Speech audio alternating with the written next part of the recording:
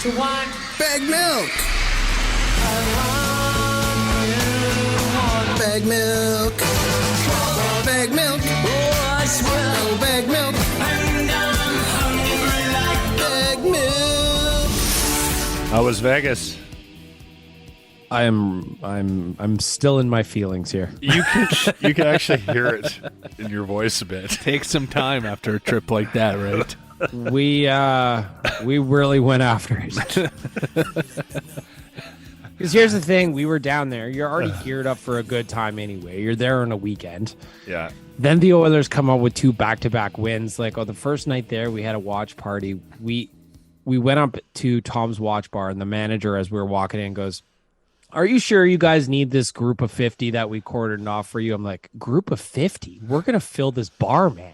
And he goes, yeah, okay, we'll see. And then as puck dropped around 7 o'clock local time, you just looked and the bar was packed. Yeah.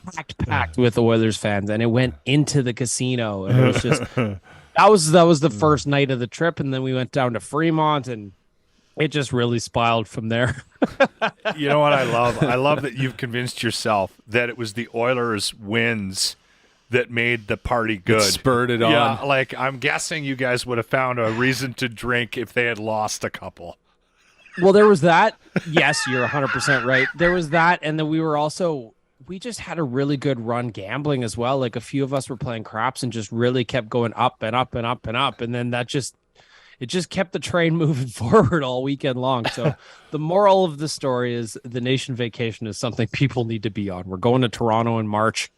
Come on this one with us because we're going to have a great time. Is there any spots open for the Toronto one? There's still plenty of spots open for the Okay. Toronto one. So check out nationgear.ca. Getting Get a all the suite details for that there. one too. So, right? Oh, nice. I just need to ask one question about Vegas. How many times did you end up going to the Taco Bell Cantina? So we had set the over-under at 3.5, and sadly, only 3 visits for me. Only 3. That's fantastic. Last week when we had a conversation about the Edmonton Oilers, so a week ago, you hadn't gone to Vegas. We had just come off a loss against the Los Angeles Kings, and This morning I went back and listened to that segment to see if I remembered it correctly, and it did feel like if somebody put me in Ken Holland's shoes, I was ready to trade 3/4 of the team. Yes. Yes. Now I've completely flipped the script. Love and this I'm team. like, these guys are awesome. Well, yeah, and then you know what? Having Evander Kane come back last night, the guy had 7 shots on goal in his first game last night. The guy, He looked good.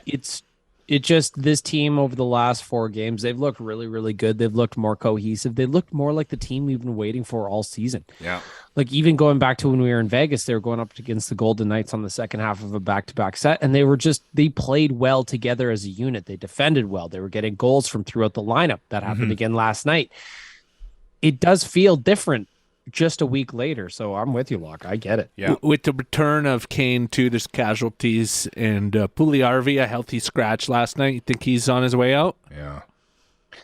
It just kind of feels like the beginning of the end, doesn't it? Mm-hmm. If that hadn't started already. So I honestly think that the healthy scratch of Puljujarvi, I feel bad for the kid because he's been playing well for a little bit. Is it just him taking his turn? Fogel's had a couple, Derek Ryan's had a couple, now Evander Kane comes, so somebody's got to sit. But at the same point, Grant, I think it's probably the beginning of the end. Right now, the Oilers kicked their cap issues down the road a little bit because Kyler Yamamoto got put to the LTIR, so he is on the LTIR. What's wrong? What's wrong with Yamamoto?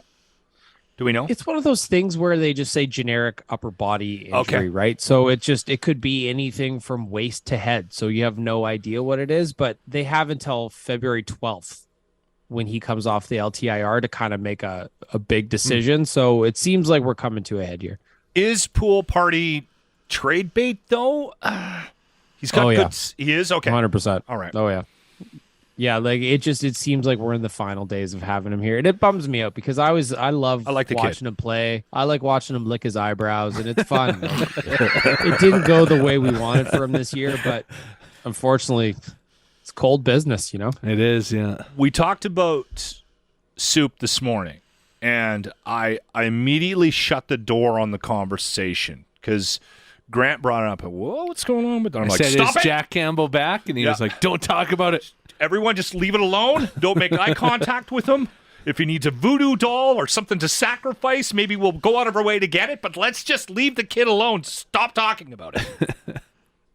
You know what? It's a fair question because looking at his last 5 starts, real quick, 909 against New York Islanders, 913 against Anaheim, 962 against San Jose, 900 against Vegas on the second half of back-to-back, and then last night he was 935. So Soup might be coming back. He was a gazpacho in the start of the season. We all know it. He was cold, but now he's got a little bit of a low simmer going on. So I'm with you, Locke. I'm not too excited yet, but looks like we're starting to turn the corner a little bit, and that would be a fantastic problem to have if both he and Skinner are rolling down the back half of the year. Man, that'd be a nice problem. Yeah, fighting for playing time. And So the last 2 games have been a test. They've won a couple this year, 2023, that they should have won.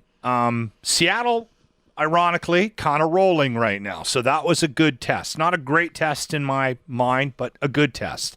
I thought the Vegas game on Saturday was a fantastic test.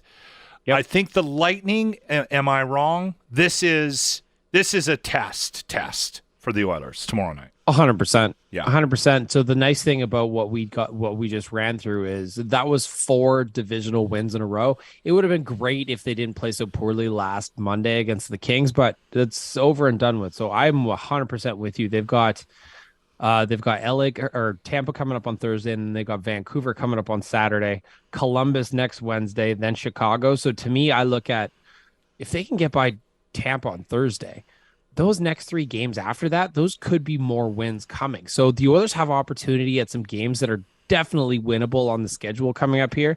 And if they can manage to do something against Tampa, we're in a good spot because now they're 5 points back of Vegas for first. They're 3 points back of Seattle and LA for second place in the Pacific. All of a sudden, Locke, we're a week out from having a very different conversation than we did last week. Well, those 3 games after the Lightning are all teams that are trying to get Bedard, so hopefully they win those ones. Amen. Score. You got him. Here, the net's open. There he is, Baggedmilk, Oilers Nation. As always, thank you for your time, my friend. Appreciate you, boys. The Locker Room for Always Plumbing and Heating. Weekday mornings on 95.7 Cruise FM.